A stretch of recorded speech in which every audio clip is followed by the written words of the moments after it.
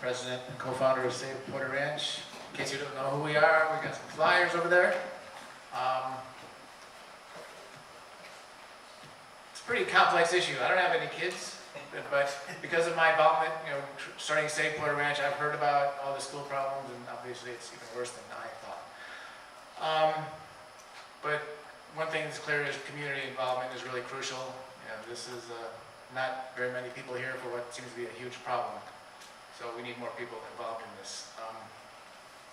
I think that one of the fundamental things that is going on here, what I want to find out about is how is LAUSD involved in the approval process for all the developments? It seems like you and any other infrastructure has to deal with the problem. But I wonder how you are involved in making sure there isn't a problem in the first place, like too many homes, not enough schools. It seems like that's the fundamental issue.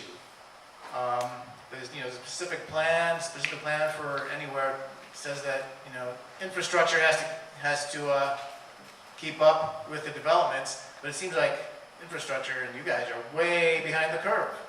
So I'd like to know essentially, how do you guys deal with that? It seems like you should be not worried about how are these apartments that are about to be built. You say you don't even know how it's going to affect, and you're hoping that it doesn't affect. And no, that's not what I said. I said we've got a plan to address how it might affect. Okay. But it wasn't part of the original plan too, right? No. So that's another thing that you guys should be way ahead of. Say, hey, when Chappelle says, oh, well, by the way, besides our commercial shopping center, we're going to throw in 220 apartments. It seems like you guys should be involved in that about a decade ago. So I'd like to know, essentially, how are you guys, how do you guys deal with that? So rather than being involved reactive in the planning process and Yeah. approval process of developments. Well, unfortunately, we only get to be reactive. The history between LA Unified and the city has been one where we can provide information about the impact to our schools. We provide information about traffic and construction, the impact that's going to occur during construction, and there are mitigation measures that the development must adhere to mitigate those. But in terms of can our schools support the additional enrollment, that's what developer fees are for. And then it's up to the district to figure out how to best address the enrollment growth that may come out of any new developments. Fortunately, though, when we have a large-scale development, like we had here in Porter Ranch or we have in Playa Vista, we will make significant efforts to work with the developer to identify land for a school. But we are often met with challenge on that because developers don't want to give up money, and land is money. But we, many years ago, 20 years ago, or even longer ago than that, the board member at the time worked with other district officials and worked with the city councilman to establish school sites in the Porter Ranch area. It wasn't something that the developer wanted to give to the district, but the district fought very hard for it. And over time, as we've been developed a relationship with the developer. Again, I know it was Chappelle at first, and then it became Toll Brothers. But to be able to keep on top of what the schedule for the building is, so that we could best schedule our construction of a new school to meet the needs of the community. Can I ask, just to follow up on that point, in the discussions that you've had with Toll Brothers regarding this new development, was there any discussion on new school sites? No, no, there was not. What was the discussions? Well, my discussions have been, where are you with your schedule? Have you made it? Are there any changes to the tracks and the phases that you're planning? Are number of units changing? Is the makeup of the units, the type of units, is any of that changed? And what is, can you give us an update on what the build-out schedule is? That's what our current communication is. At the time when the last, if I understand this correctly, at the time when this site was settled on, this was not the original site. The original site, I believe, was a little bit further south from here, and it was determined to be an unbuildable site for the district. There was landfill and an earthquake fault, something along those lines. There had also been another site identified further west of here that was a potential secondary school site. So we had a small site for elementary and a little larger site for a potential secondary school. And at the time we came to know that this elementary school site was not buildable for us, the district entered into negotiation for a different site. And as part of that, we negotiated for a much larger site, one single site, and gave up the rights to the second site, the second site.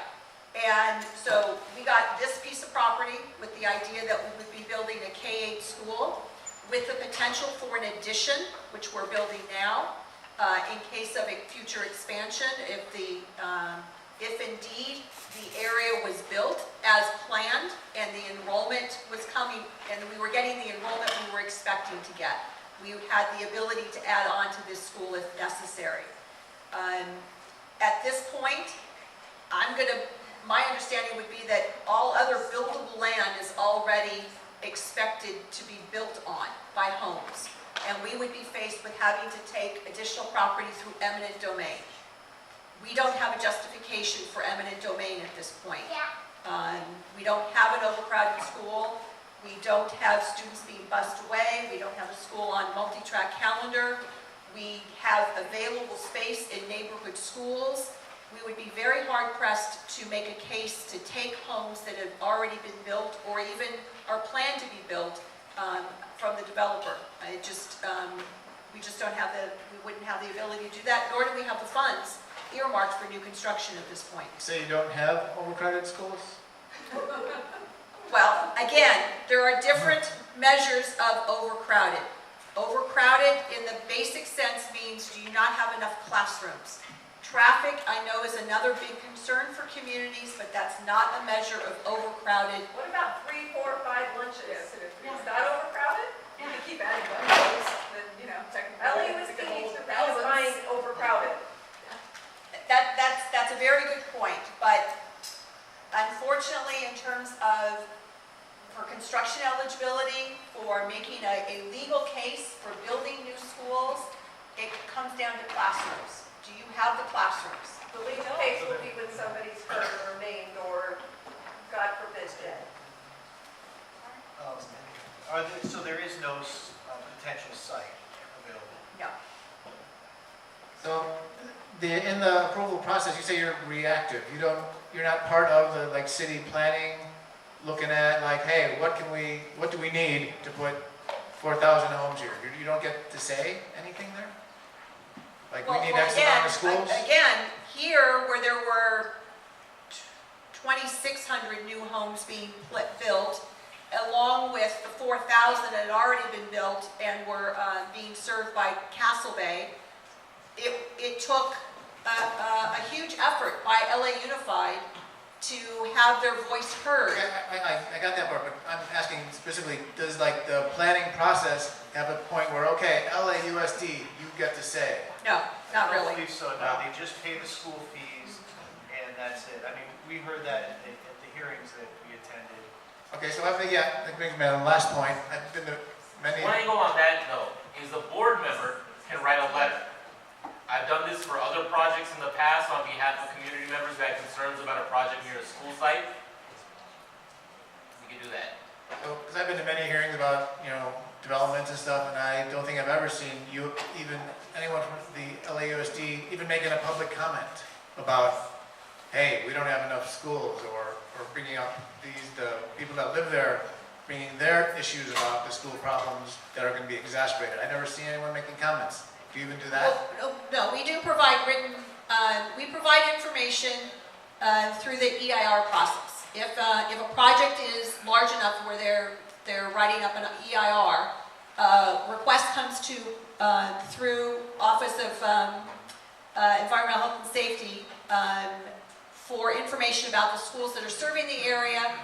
We provide the information back through the request and provide a profile of what the current enrollment is at a school, of the schools that will be serving that development. The schools that serve it, what their current enrollment is, a projection, a 5-year projection on enrollment, capacity at the school, and an indication whether the school is currently overcrowded or not overcrowded. In addition to that, there is information with regards to, excuse me, if that project is near enough to the school site, then there are the mitigation factors related to construction, the actual construction. So when something pops up like something that wasn't in the original plan, like those apartments piecemealed in, as long after the EIR is done, then you guys still don't have any chance to chime in officially? I think the problem with Porter Ranch is our EIR dates back to, I believe, the 1980s. So there's not a new EIR being done. And so I think this is one of the issues. And the other issue he brings up regarding input in the process. So I guess I would say to you, it's important to engage the board member's office, engage, to get them involved because they have the power to make comments, whereas from Rena's side, it's only when there's an EIR that, and we're not getting a new EIR. Back to community involvement. Trumps probably everything. No pun intended.